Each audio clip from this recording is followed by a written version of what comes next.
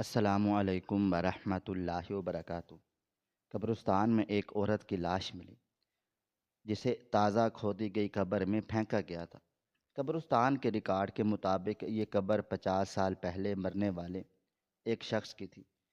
جب پولیس نے ثبوت کے لیے قبر مزید کھودی تو نیچے سے 50 سال پرانا ڈھانچہ نہیں نکلا بلکہ ایک تازہ تابوت نکلا، جس کے اندر دیکھ کر سب کے رونگٹے کھڑے ہو گئے، کیونکہ اس قبر میں کوئی اور نہیں بلکہ نومبر کی وہ یک بستہ اور طوفانی رات، جس میں آسمان پر کڑکتی بجلی کی چمک جب زمین پر گرتی تو قبرستان کے کتبے کسی نامعلوم خوف سے تھر تھر تھراتے ہوئے محسوس ہوتے، اور اسی گہری تاریکی میں سرخ اور نیلی بتیوں کا شور ایک عجیب بے چینی پیدا کر رہا تھا، کیونکہ پولیس کی موبائل وین قبرستان کے مرکزی گیٹ سے گزر کر کچی پٹ گنڈیوں پر ہچکولے کھاتی ہوئی آگے بڑھ رہی تھی۔ پہیوں تلوں دبنے والی گیلی مٹی اور خشک پتوں کی آواز اس ماحول کے سناٹے کو چیر رہی تھی۔ انسپکٹر حارث نے گاڑی کا دروازہ کھولا تو بارش کے تیز تھپیڑے نے اس کے چہرے کا استقبال کیا۔ اس نے اپنے کوٹ کا کالر اوپر کرتے ہوئے بوٹوں کو کیچڑ سے بچانے کی ناکام کوشش کی اور ٹارچ کی روشنی سیدھی اس مجمع کی طرف پھینکی جہاں اس کے ماتحت سپاہی اور فورینسک ٹیم کے لوگ پہلے ہی ایک گڑھے کے گرد گھیرا ڈالے کھڑے تھے۔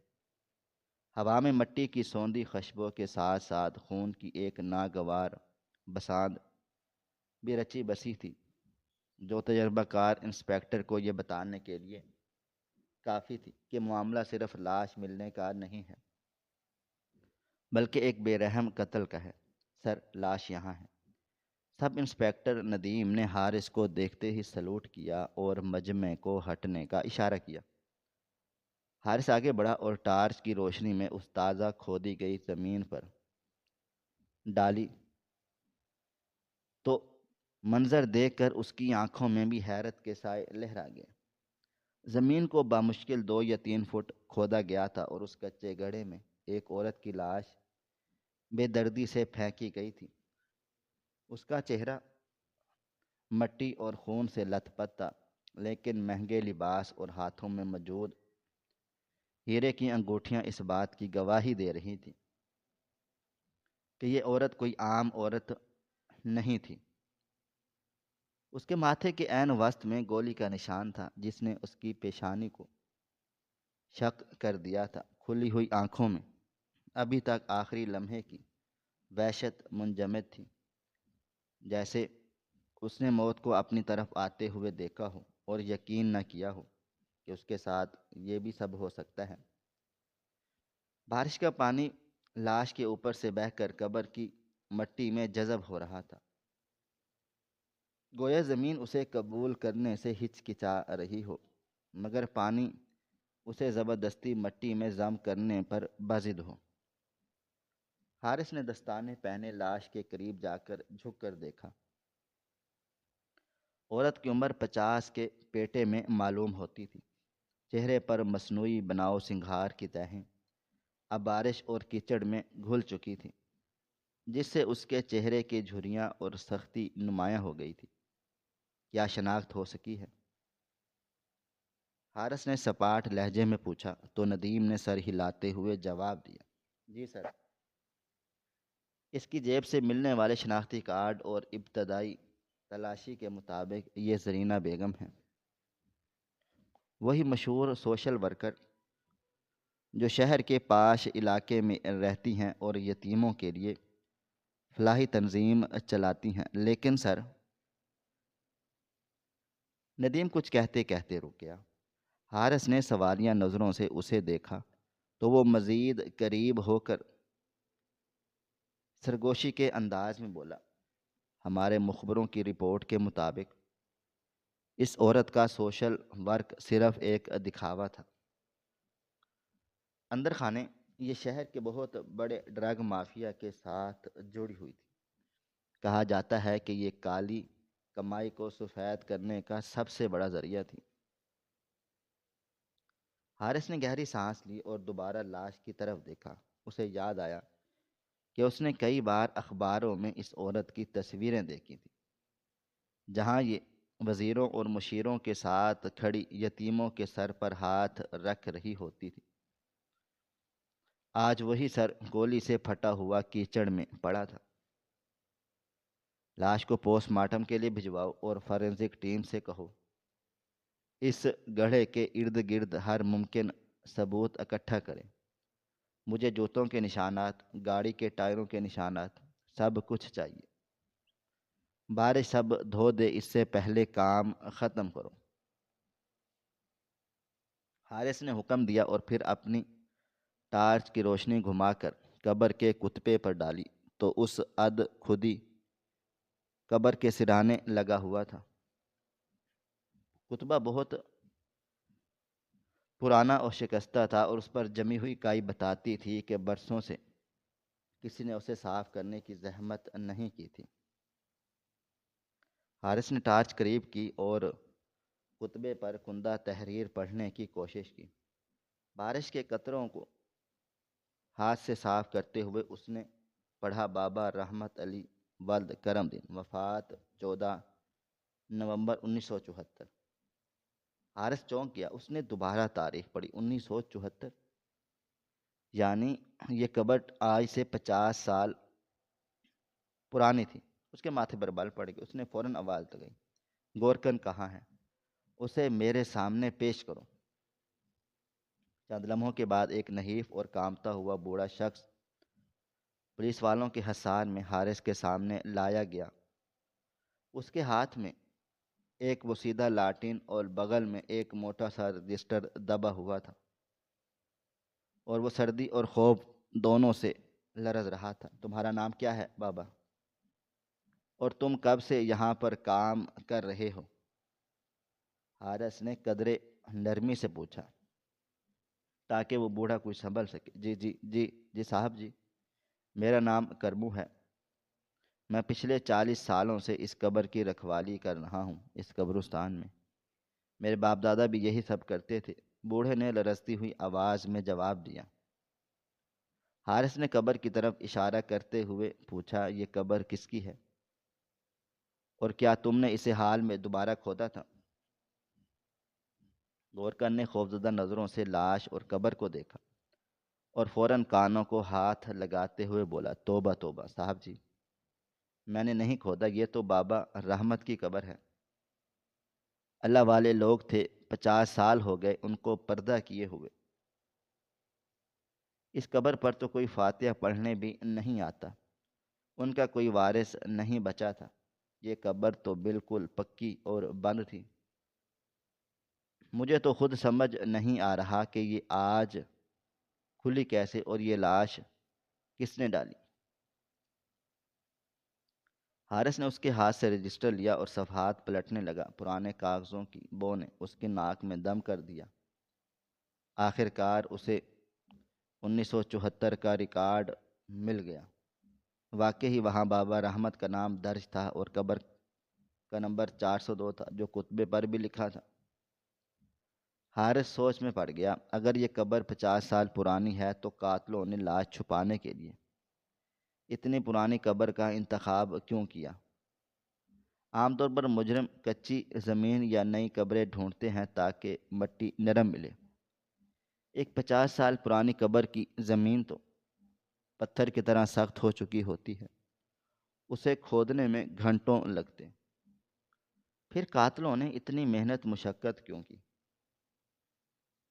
کہیں ایسا تو نہیں قاتل جانتے تھے کہ اس قبر کا کوئی وارث نہیں جو آ کر دعویٰ کرے؟ یا پھر معاملہ کچھ اور تھا؟ حارث نے ٹارچ کی روشنی دوبارہ قبر کے اندر ڈالی۔ لاش کو وہاں سے ہٹایا جا چکا تھا، اب وہ صرف گڑھا باقی تھا جو بمشکل 3 فٹ گہرا تھا۔ حارث کی تجربہ کار آنکھیں کچھ اور ہی دیکھ رہی تھیں۔ اس نے دیکھا کہ قبر کی مٹی کی پرتیں بتا رہی تھی کہ یہ تازہ کھدائی صرف اوپر سے نہیں ہوئی، بلکہ نیچے کی مٹی میں بھی کچھ ڈھیلی لگ رہی تھی، جسے پہلے اسے بھی چھیڑا گیا ہو۔ کرمو بابا، کیا تم یقین سے کہہ سکتے ہو کہ پچھلے 50 سالوں میں یہ قبر پہلے کبھی نہیں کھلی؟ حارث نے رجسٹر واپس کرتے ہوئے پوچھا۔ گورکن کچھ ہچکچا گیا۔ اس کی آنکھیں چاروں طرف اندھیرے میں کچھ تلاش کر رہی تھی۔ پھر اس نے دبی ہوئی آواز زبان میں کہا، صاحب جی، سچ بولوں گا، پچھلے کچھ سالوں سے میں نے کبھی کبھی رات کے وقت اس طرف کچھ عجیب سی آوازیں سنی تھی، کبھی ٹارچ کی روشنی بھی دیکھی، لیکن میں اکیلا جان ڈر جاتا تھا اور ادھر نہیں آتا تھا۔ مجھے لگتا تھا شاید کوئی نشئی ہوں گے جو قبروں کی آڑ میں نشہ کرتے ہیں، لیکن یہ بی بی زرینہ بیگم یہ کبھی کبھی دن میں ادھر آتی تھی بڑی گاڑی میں، اور کہتی تھی کہ وہ اس قبر کی مرمت کروانا چاہتی ہیں کیونکہ اسے خواب میں بشارت ہوئی ہے۔ میں نے اسے روکا بھی کہ یہ قبر تو کسی اور کی ہے، پر صاحب وہ امیر لوگ تھے، صاحب ہمیں کیا پتا ان کے دل و دماغ میں کیا چل رہا ہے۔ یہ سنتے ہی حارث کے دل و دماغ میں خطرے کی گھنٹی بجی۔ زرینہ بیگم، ڈرگ مافیا اور ایک 50 سال پرانی لاوارث قبر۔ کڑیاں ملنا شروع ہو گئیں۔ مخبر کی بات اس کے کانوں میں گونجی کہ زرینہ کالا مال چھپانے کی ماہر تھی۔ حارث کا شک یقین میں بدلنے لگا کہ یہ قبر صرف ایک قبر نہیں بلکہ کچھ اور ہے۔ اس نے قبر کے کنارے کھڑے ہو کر نیچے دیکھا۔ بارش کا پانی اب تیزی سے گڑھے میں بھر رہا تھا۔ ندیم، حارث نے گرجدار آواز میں پکارا، پھاوڑے منگاؤ، ہمیں یہ قبر مزید کھودنی ہوگی۔ گورکن یہ سن کر بل بلا اٹھا، نہ صاحب جی نہ، غضب ہو جائے گا، پرانے مردے کو چھیڑنا منحوس ہوتا ہے، 50 سال پرانی ہڈیاں ہوں گی نیچے، انہیں مت ستائیں، گناہ ہو جائے گا۔ حارث نے سختی سے اسے خاموش کرایا، قانون کے راستے میں تہمات کو مت لاؤ بابا، یہاں ایک قتل ہوا ہے اور مجھے شک ہے اس قبر کے نیچے صرف ہڈیاں نہیں ہیں۔ قاتلوں نے زرینوں کو یہاں کیوں پھینکا؟ شاید وہ کوئی پیغام دینا چاہتے ہیں یا شاید کچھ چھپانا چاہتے تھے جسے زرینہ جانتی تھی۔ سپاہیوں نے پھاوڑے اور کدالیں سنبھال لی۔ حارث کی نظریں اس گڑھے پر جمی ہوئی تھیں۔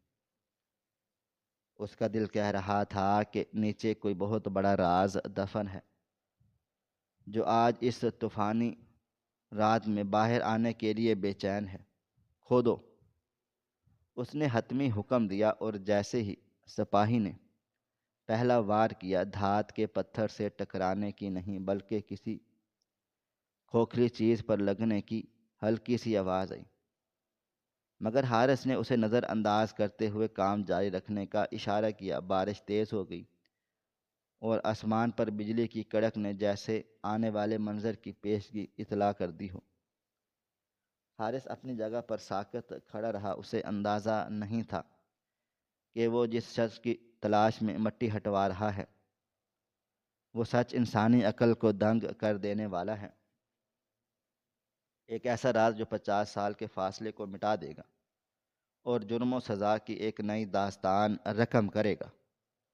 وقت کی سوئی 20 سال پیچھے گھومتی ہے تو منظر شہر کے ایک سرکاری ہسپتال کے گھٹن زدہ وارڈ کا سامنے آتا ہے، جہاں ادویات کی تیز بو اور امید توڑتی ہوئی سسکیاں فضا میں رچی بسی ہوئی تھیں۔ اس نیم تاریک راہداری میں زرینہ نامی ایک نوجوان بیوہ اپنے سر کو دونوں ہاتھوں میں تھامے فرش پر بیٹھی تھی، جس کی آنکھوں کے آنسو خشک ہو چکے تھے لیکن دل کا درد بڑھتا چلا جا رہا تھا۔ اس کی 5 سالہ بیٹی بسمہ اندر بستر مرگ پر تھی، جسے دل کے آپریشن کی فوراً ضرورت تھی، اور ڈاکٹروں نے صاف کہہ دیا تھا اگر 24 گھنٹوں میں پیسے جمع نہ ہوئے تو وہ بچی کو نہیں بچا پائیں گے۔ زرینہ نے اپنی جمع پونجی اور زیورات اور یہاں تک کہ گھر کے برتن تک بیچ دیے، لیکن رقم کا انتظام نہ ہو سکا۔ اسی مایوسی کے عالم میں جب وہ خودکشی کا سوچ رہی تھی تو اس کے پاس ایک سایہ آ کر رکا۔ یہ جبار تھا، محلے کا وہ بدنام شخص جس سے شریف لوگ کتراتے تھے، لیکن آج وہی زرینہ اس کی آخری امید بن کر آیا تھا۔ جبار نے اس کی مجبوری بھانپ لی، اسے ایک پیشکش کی جو کسی بھی ماں کے لیے امتحان سے کم نہیں تھی۔ اس نے زرینہ کے ہاتھوں میں نوٹوں کی ایک موٹی گڈی تھماتے ہوئے اسے صرف ایک چھوٹا سا کام کرنا ہے، ایک پیکٹ جو اس کی جیب میں ہے اسے کسی ایسی محفوظ جگہ چھپانا ہے جہاں پولیس والوں کی نظر نہ پڑے۔ پھر جب معاملہ ٹھنڈا پڑ جائے گا تو واپس لا دینا ہے۔ زرینہ کا ضمیر کانپا، اس کے ہاتھ لرزے، کیونکہ وہ جانتی تھی اس پیکٹ میں موت یعنی ہرون ہے۔ پھر وارڈ سے آتی اپنی بچی کی کھانسی کی آواز نے اس کے ضمیر کی آواز کو دبا دیا، اور اس نے ہاتھوں سے وہ نوٹ اور پیکٹ تھام لیا اور حامی بھر لی۔ رات کا پچھلا پہر تھا جب زرینہ شہر کے اس قدیم قبرستان میں داخل ہوئی جہاں سناٹا اور وحشت کا راج تھا۔ اس کے دوپٹے میں وہ جہنمی پیکٹ چھپا تھا اور دل زور زور سے دھڑک رہا تھا۔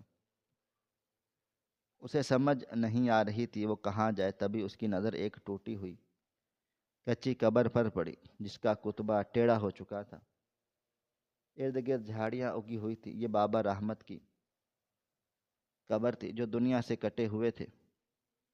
زرینہ نے سوچا یہاں کوئی نہیں آئے گا۔ وہ قبر کے پاس بیٹھ گئی اور اپنے ہاتھوں سے گیلی مٹی ہٹانے لگی۔ مٹی ہٹاتے ہوئے اسے محسوس ہوا جیسے وہ زمین کا سینہ نہیں بلکہ اپنا ہی سینہ چیر رہی ہے۔ پیکٹ کو گڑھے میں رکھتے ہوئے اس کی آنکھوں سے ٹپ ٹپ آنسو گرے اور اس نے قبر کی مٹی پر ہاتھ رکھ کر لرزتی ہوئی آواز میں کہا، یا اللہ مجھے معاف کر دینا، میں بہت زیادہ مجبور ہوں۔ میری بیٹی مر رہی ہے، میں وعدہ کرتی ہوں کہ جیسے ہی میرے حالات ٹھیک ہوئے میں یہ زہر یہاں سے لے جاؤں گی اور کبھی اس راستے پر واپس نہیں آؤں گی، بس میری پردہ پوشی کر لینا۔ اس نے جلدی سے مٹی برابر کی اور بھاگتی ہوئی وہاں سے نکل گئی۔ اس رات اس کی بیٹی کی جان تو بچ گئی، لیکن زرینہ کی روح کا سودا ہو گیا۔ وقت کا پہیہ تیزی سے گھوما اور وہ مجبوری جو اسے اس دلدل میں لائی تھی آہستہ آہستہ ہوس میں بدل گئی۔ جبار نے اسے مزید کام دیے، ہر کام کے بدلے ملنے والی بھاری رقم نے زرینہ کی آنکھوں پر لالچ کی پٹی باندھی۔ وہ عورت جو پہلی بار قبرستان جاتے ہوئے کانپ رہی تھی اب ایک ماہر مجرم بن چکی تھی۔ اس نے بابا رحمت کی اسی لاوارث قبر کو اپنا مستقل گودام بنا لیا۔ وہ اب رات کے اندھیرے کا انتظار نہیں کرتی تھی بلکہ دن دہاڑے غمزدہ عورت کا روپ دھار کر قبرستان آتی، قبر پر پھول چڑھانے کے بہانے بیٹھتی اور بڑی مہارت سے منشیات کے پیکٹ قبر کی مٹی میں دبا دیتی یا نکال لیتی۔ لوگ اسے دیکھ کر کہتے کیسی نیک عورت ہے جو کسی لاوارث کی قبر کی خدمت کر رہی، لیکن انہیں خبر نہ تھی کہ وہ اس مقدس مٹی کو زہر چھپانے کے لیے استعمال کر رہی ہے۔ دولت کی ریل پھیل نے زرینہ کی دنیا بدل دی۔ کچے مکان کی جگہ شاندار بنگلے نے لے لی اور وہ شہر کی معزز سوشل ورکر بن گئی جو غریبوں کی مدد کا ڈھونگ رچاتی تھی تاکہ وہ اپنی کالی کمائی کو چھپا سکے، مگر اس چمک دمک کے پیچھے ایک تاریک سچائی پل رہی تھی۔ اس کی بیٹی بسمہ جو اب جوان ہو چکی تھی اور یونیورسٹی میں پڑھتی تھی، وہ ماں کی اس بے تحاشا دولت پر اکثر سوال اٹھاتی تھی۔ ایک شام جب زرینہ گھر آئی تو بسمہ ڈرائنگ روم میں بیٹھی اس کا انتظار کر رہی تھی۔ اس کے چہرے پر سنجیدگی تھی۔ زرینہ نے اسے گلے سے لگانا چاہا تو بسمہ پیچھے ہٹ گئی اور تلخی سے بولی، امی، ہمارے پاس اتنا پیسہ کہاں سے آتا ہے؟ آپ کا این جی او تو صرف چندے پر چلتا ہے، پھر یہ کروڑوں روپے کی گاڑیاں اور برانڈڈ کپڑے کہاں سے آتے ہیں؟ مجھے یونیورسٹی میں لوگ عجیب عجیب نظروں سے دیکھتے ہیں۔ وہ کہتے ہیں کہ آپ کے تعلقات غلط لوگوں سے ہیں۔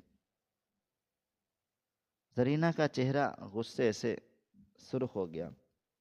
وہ جو دنیا کو اپنی انگلیوں پر نچاتی تھی، اپنی بیٹی کے سوال پر تل ملا اٹھی اور چلا کر بولی، خاموش رہو بسمہ، یہ سب میں نے تمہارے لیے ہی کیا ہے۔ اگر میں وہ یہ سب نہ کرتی تو آج تم کسی سرکاری ہسپتال کے فرش پر دم توڑ چکی ہوتی۔ تمہیں شکر ادا کرنا چاہیے کہ تم شہزادیوں والی زندگی گزار رہی ہو۔ بسمہ نے ماں کی آنکھوں میں آنکھیں ڈال کر کہا، امی، حرام کا نوالا انسان کا پیٹ بھر سکتا ہے لیکن روح کو بیمار کر دیتا ہے۔ مجھے اس گھر کی دیواروں سے، ان پیسوں سے اور آپ کے کپڑوں سے خون کی بو آتی ہے۔ مجھے ڈر لگتا ہے کہیں یہ امانت ہمارے اوپر ہی نہ گر جائے۔ زرینہ نے اسے تھپڑ مارنے کے لیے ہاتھ اٹھایا مگر پھر روک لیا اور نفرت سے اسے کمرے میں جانے کا حکم دیا۔ اس رات زرینہ کو نیند نہیں آئی۔ بیٹی کے الفاظ نشتر کی طرح اس کے دل میں چبھ رہے تھے، لیکن شیطان اس پر پوری طرح حاوی ہو چکا تھا۔ وہ خود کو تسلیاں دینے لگی کہ میں جو کچھ کر رہی ہوں ٹھیک کر رہی ہوں، دولت ہی تو سب کچھ ہے۔ لیکن قدرت اب اسے وارننگ دینے والی تھی۔ اسی رات جب وہ مخمل کے بستر پر لیٹی تو اس کی آنکھ لگ گئی۔ وہ ایک خوفناک خواب کی وادیوں میں اتر گئی۔ اس نے دیکھا وہ اسی قبرستان میں کھڑی ہے۔ رات کا وقت ہے اور وہ بابا رحمت کی قبر کھود رہی ہے، لیکن اس بار قبر میں سے مٹی نہیں بلکہ کالا دھواں نکل رہا ہے۔ وہ پیکر رکھنے کے لیے ہاتھ بڑھاتی ہے تو اچانک قبر کی مٹی دلدل بن جاتی ہے اور اس کے پاؤں کو جکڑ لیتی ہے۔ وہ چیخنے کی کوشش کرتی ہے لیکن اس کی آواز حلق میں پھنس جاتی ہے۔ قبر کا منہ کسی بھوکے درندے کی طرح کھل جاتا ہے، اسے اندر کھینچنے لگتا ہے۔ وہ پوری طاقت لگا کر باہر نکلنے کی کوشش کرتی ہے، لیکن قبر کی مٹی کے اس گلے تک پہنچ جاتی ہے اور اس کا سانس گھٹنے لگتا ہے۔ اسی گھٹن کے عالم میں وہ ہڑبڑا کر اٹھ بیٹھی۔ پورا ایئر کنڈیشن کمرہ ہونے کے باوجود وہ پسینے میں شرابور تھی۔ اس کا دل پسلیوں سے باہر آنے کو بےتاب تھا اور سانسیں پھولی تھیں۔ اس نے کانپتے ہوئے ہاتھوں سے سائڈ ٹیبل پر رکھا پانی کا گلاس اٹھایا اور ایک ہی سانس میں پی گئی۔ اس کی نظریں کمرے کے کونوں کو میں بھٹک رہی تھی، جیسے ہی اسے ابھی بھی وہ کالا دھواں نظر آ رہا ہو۔ یہ صرف ایک خواب تھا، صرف ایک برا خواب۔ اس نے خود کو تسلی دی، مجھے کچھ نہیں ہوگا، میں زرینہ بیگم ہوں، اس شہر کی طاقتور عورت ہوں، میرا کوئی کچھ بھی نہیں بگاڑ سکتا۔ لیکن وہ نہیں جانتی تھی کہ یہ خواب نہیں بلکہ آنے والے کل کی ایک جھلک تھی، ضمیر کی وہ آخری دستک تھی جسے اس نے پھر نظر انداز کر دیا تھا۔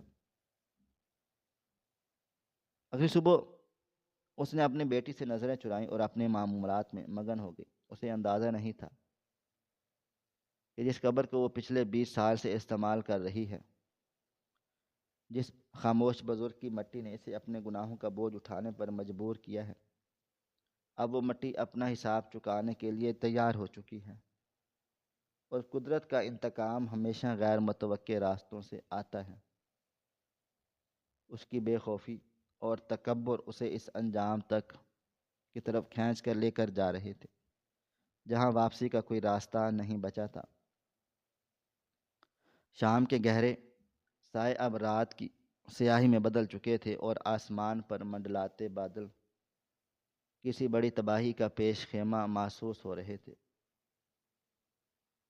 مگر زرینہ بیگم کے چہرے پر خوف کا کوئی شائبہ تک نہیں تھا، بلکہ اس کی آنکھوں میں لالچ کی وہ چمک تھی جو شکاری بھیڑیوں کی آنکھوں میں ہوتی ہے۔ 20 سال پہلے جس عورت کے ہاتھ قبرستان میں داخل ہوتے وقت کانپتے تھے، آج وہ اپنی مہنگی پراڈو گاڑی کی پچھلی نشست پر ٹیک لگائے اطمینان سے سگریٹ کا دھواں فضا میں بکھیر رہی تھی، اور اس کے ضمیر کی آواز بہت پہلے دم توڑ چکی تھی۔ اور اب اس کے لیے قبریں، کفن اور لاشیں صرف اور صرف دولت کمانے کا ذریعہ تھیں۔ اس کے ذہن میں صرف ایک حساب چل رہا تھا کہ آج رات آنے والی منشیات کی کھیپ اسے کتنا منافع دے گی، کیونکہ دلاور نے فون کر کے اسے قبرستان بلایا تھا ایک نئی ڈیل کے لیے، جس سے وہ اپنی بیٹی بسمہ کے لیے دبئی میں نیا ولا خرید سکے۔ اسے نہ تو بابا رحمت کی قبر کی حرمت کا خیال تھا اور نہ ہی خدا کا خوف۔ اس کے نزدیک دنیا میں طاقت صرف پیسے کی تھی، اور اس طاقت کی وہ دیوانی ہو چکی تھی۔ جب دلاور کا فون آیا تو زرینہ نے اسے کسی خوف کے تحت نہیں بلکہ ایک کاروباری انداز میں لیا۔ وہ جانتی تھی کہ وہ دلاور کے لیے کتنی اہم ہے، کیونکہ اس کے پاس پولیس اور سیاست دانوں کے روابط تھے۔ گاڑی قبرستان کی کچی سڑکوں پر ہچکولے کھاتی ہوئی رکی تو زرینہ نے شیشے میں اپنا چہرہ دیکھا اور مسکرائی۔ یہ مسکراہٹ ایک ایسی عورت کی تھی جسے یقین تھا کہ وہ موت کو بھی چکمہ دے سکتی ہے۔ وہ گاڑی سے اتری اور اپنے ہیل والے جوتے کے ساتھ کیچڑ کو رونتی ہوئی آگے بڑھی۔ بارش کی بوندیں اس مہنگے کوٹ کو بھگو رہی تھیں، مگر اسے کوئی پرواہ نہیں تھی۔ وہ سیدھی بابا رحمت کی قبر پر جا پہنچی، جسے اتنے سالوں سے اپنا گودام بنا رکھا تھا۔ وہاں دلاور پہلے سے موجود تھا، جس کے چہرے پر ایک عجیب سی صفائی اور تناؤ تھا۔ زرینہ نے اسے دیکھتے ہی طنزیہ انداز میں کہا، دلاور، تم نے مجھے اتنی رات گئے بلایا ہے تو میرا بھی حصہ ڈبل ہوگا۔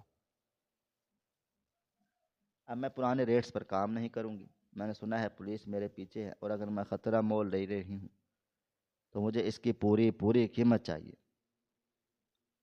دلاور نے اسے ٹھنڈی نظروں سے دیکھا اور سگریٹ نیچے پھینک کر بوٹ سے مسل دیا۔ اس نے کہا، زرینہ، تم بہت لالچی ہو گئی ہو۔ تمہیں اندازہ نہیں ہے کہ تم کس آگ سے کھیل رہی ہو۔ زرینہ ہنس پڑی، ایک ایسی ہنسی جس میں تکبر کوٹ کوٹ کر بھرا تھا۔ آگ تو میں پچھلے 20 سالوں سے کھیل رہی ہوں دلاور۔ یہ قبریں، یہ مردے میرا کچھ نہیں بگاڑ سکتے، تو تم کیا چیز ہو؟ مجھے 50% حصہ چاہیے، ورنہ کل ہی میں پولیس والوں کو بتا دوں گی کہ تمہارا گودام کہاں ہے۔ یہ زرینہ کی زندگی کی آخری غلطی تھی، اور وہ اپنی اہمیت کا غلط اندازہ لگا بیٹھی تھی۔ اسے نہیں معلوم تھا کہ دلاور کے لیے اب وہ سونے کا انڈا دینے والی مرغی نہیں، بلکہ ایک ایسا کینسر بن چکی ہے جسے کاٹنا ضروری ہے۔ دلاور کی آنکھوں میں خون اتر آیا۔ اس نے جیب سے پستول نکالا اور انتہائی سکون سے بولا، تم ٹھیک کہتی ہو زرینہ، مردے کچھ بھی نہیں بگاڑتے، اس لیے تم جیسی عورت کا مردہ ہونا ہی بہتر ہوگا۔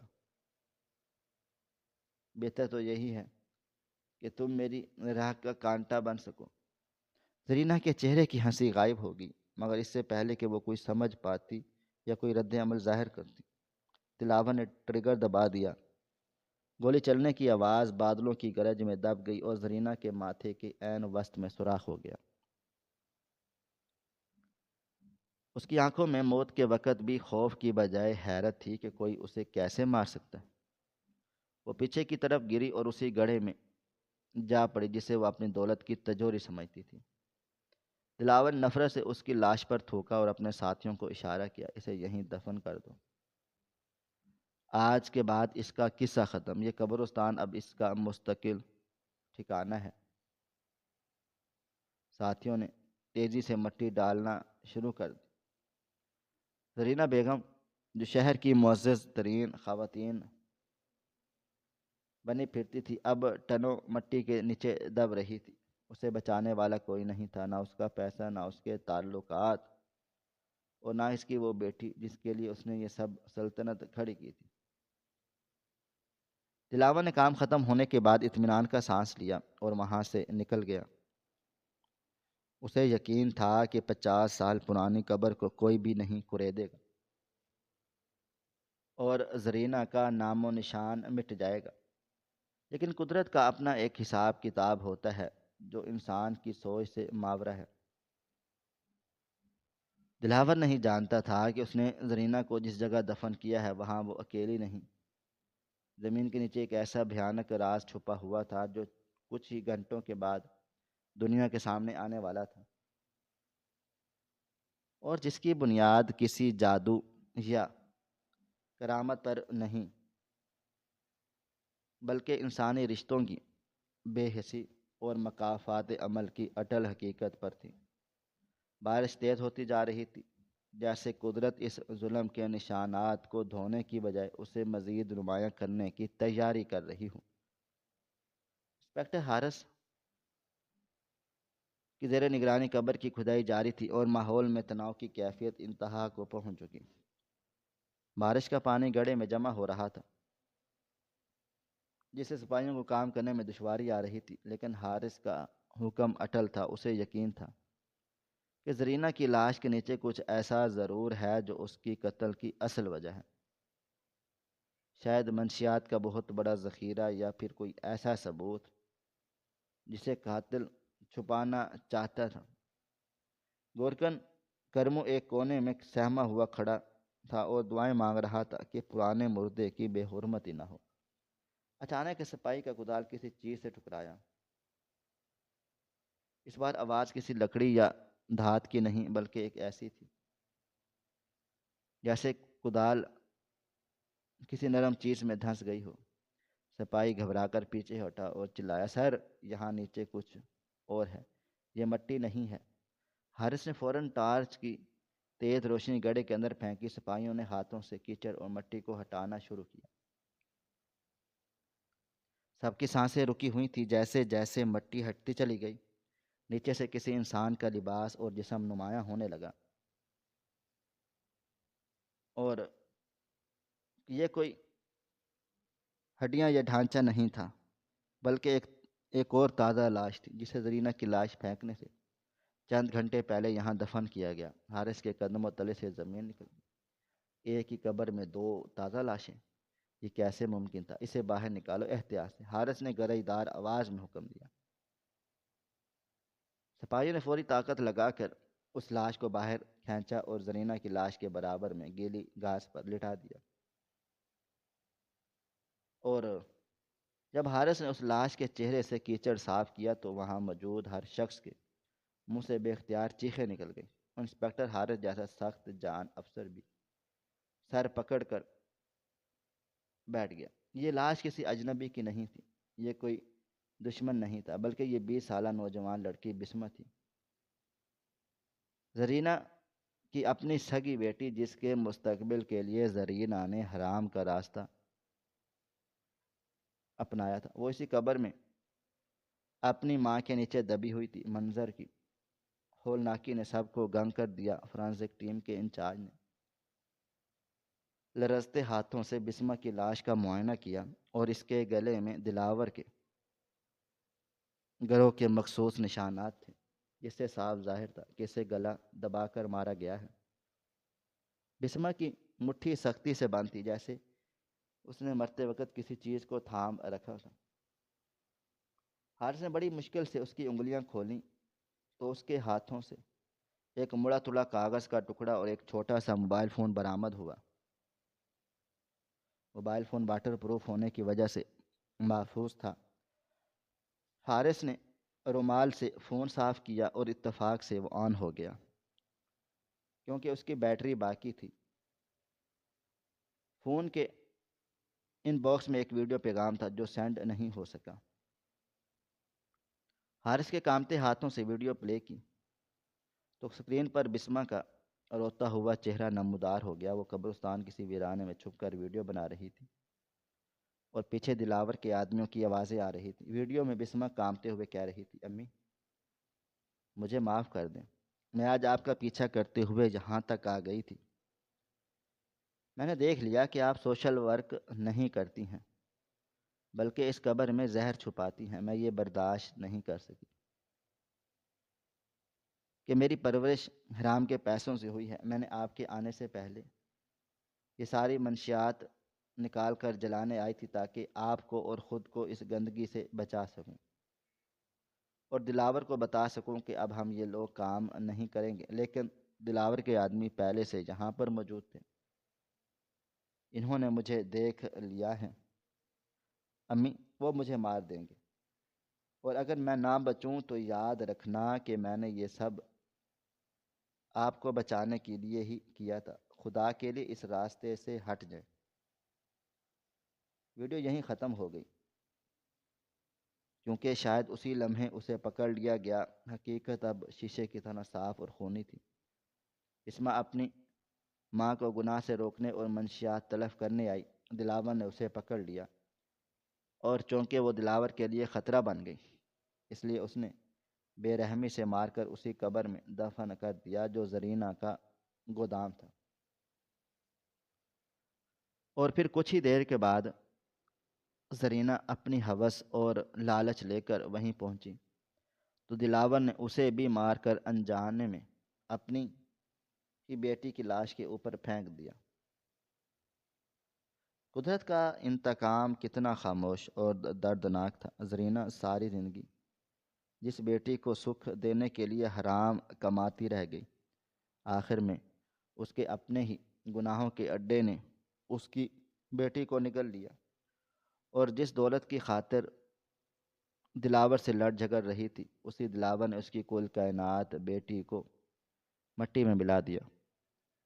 زرینہ مرتے وقت یہ سمجھتی رہی کہ وہ کامیاب ہے، اسے خبر ہی نہ ہوئی کہ وہ جس قبر میں گر رہی ہے وہاں اس کی بیٹی کی لاش پہلے سے ہی اس کا انتظار کر رہی ہے۔ ماں اور بیٹی دونوں ایک ہی گڑھے میں ایک ہی رات ایک ہی قاتل کے ہاتھوں ماری گئی، لیکن وجہ الگ تھی۔ بیٹی توبہ کرنے آئی تھی اور ماں گناہ کی قیمت وصول کرنے۔ حارث نے نم آنکھوں سے آسمان کی طرف دیکھا تھا جہاں بارش اب تھم چکی تھی،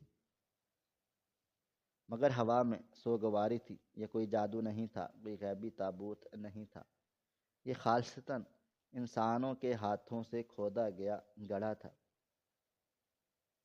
کہانی کا یہ بھیانک انجام وہاں موجود ہر شخص کی روح کو جھنجھوڑ چکا تھا۔ زرینہ کی لاش اور بسمہ کی لاش ایک دوسرے کے پہلو میں پڑی تھی۔ ایک طرف وہ ماں تھی جس نے دولت کی خاطر ضمیر بیچا، اور دوسری طرف وہ بیٹی تھی جو اس حرام دولت کی قربان گاہ پر بھینٹ چڑھ گئی۔ یہ واقعہ شہر بھر کے لیے ایک عبرت کا نشان بن گیا کہ اولاد کی محبت میں انسان جب حرام کا راستہ اپناتا ہے تو وہ دراصل اپنی ہی اولاد کو اس قبر میں کھود رہا ہوتا ہے۔ زرینہ کی ہوس نے نہ صرف اس کی دنیا برباد کی بلکہ اس کی نسل بھی ختم کر دی۔ قبرستان کی وہ رات ہمیشہ یاد رکھی جائے گی جب زمین نے راز اگلا تو سونا چاندی نہیں بلکہ مقافات عمل کی وہ تصویر دکھائی جس نے ثابت کر دیا کہ برائی کا انجام برائی کے سوا کچھ بھی نہیں، اور کبھی کبھی انسان اپنے ہی گناہوں کے بوجھ تلے اپنی سب سے قیمتی چیز کو کچل دیتا ہے۔ ہماری آج کی یہ کہانی آپ کو کیسی لگی؟ کومنٹ باکس میں اپنی رائے کا اظہار ضرور کریں اور ہمارے چینل کو سبسکرائب کر لیں۔ شکریہ۔ اللہ حافظ۔